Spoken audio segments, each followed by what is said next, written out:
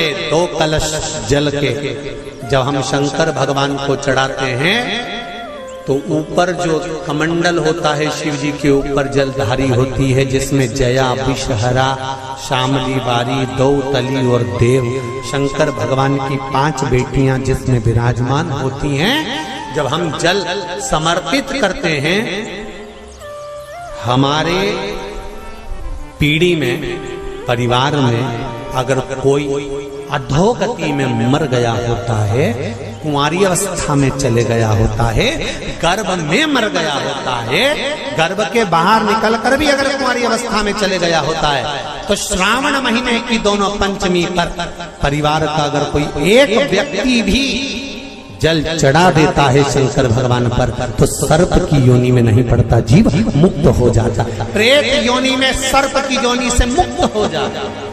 महाराज, हमारे यहाँ सांपों की पूजन कौन से दिन होती है, कौन सी तिथि में करते हैं? जम के बोलो जरा। नाग पंचमी। नाग पंचमी का मतलब क्या है? सांपों की पूजन करो। नाग पंचमी का मतलब होता है शंकर जी के मंदिर में जाकर 1 लोटा जल समर्पित कर दो। उसका कारण क्या है कि हमारे परिवार में, हमारे कुटुंब में कोई 7 पीढ़ी के अंतर्गत भी अगर कोई जीव तड़प रहा होता है, पड़ा हुआ होता है, उसकी मुक्ति नहीं होती है, तो पंचमी का चढ़ा हुआ जल उस जीव को प्राप्त हो जाता है और वो जीव तर जाता है, उसका फिर जन्म नहीं होता, वो तर। इसको मुक्तता का ये मोक्ष।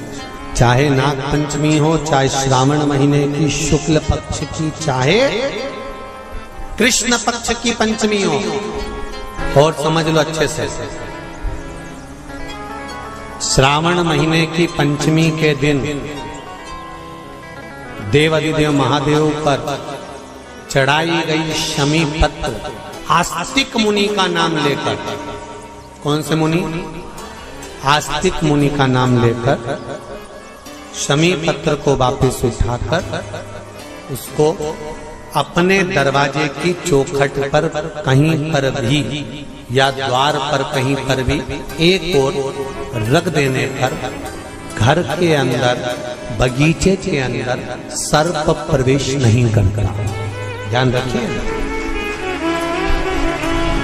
सर्प प्रवेश नहीं करेगा। शमी पत्र समर्पित करने पर, उस शमी पत्र को आस्तिक मुनि का स्मरण करने, कौन से मुनि है? आस्तिक मुनि का स्मरण करने पर भीतर घर के अंदर बगीचे में सर्प भी प्रवेश नहीं। उस शमी पत्र में जया, विषहरा, शामली बारी, दौतली और देव, ये 5 कन्याओं का भाव प्रकट हो जाता है और वो कन्याएं हमारे घर के द्वार की रक्षा करती हैं। तुम्हारे घर की बहन बेटी क्या करती है? तुम्हारे घर की बहन बेटियां क्या करती हैं? घर में बहन बेटी आती हैं तो बद्दुआ देकर नहीं जाती। घर में कन्याएं रहती हैं, बद्दुआ नहीं देती।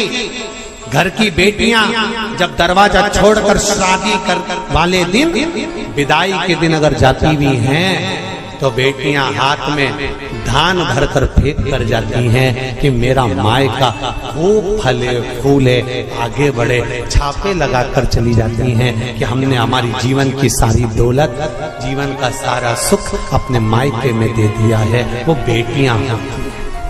तो जया, विषहरा, शामली बारी, दौतली, देव, ये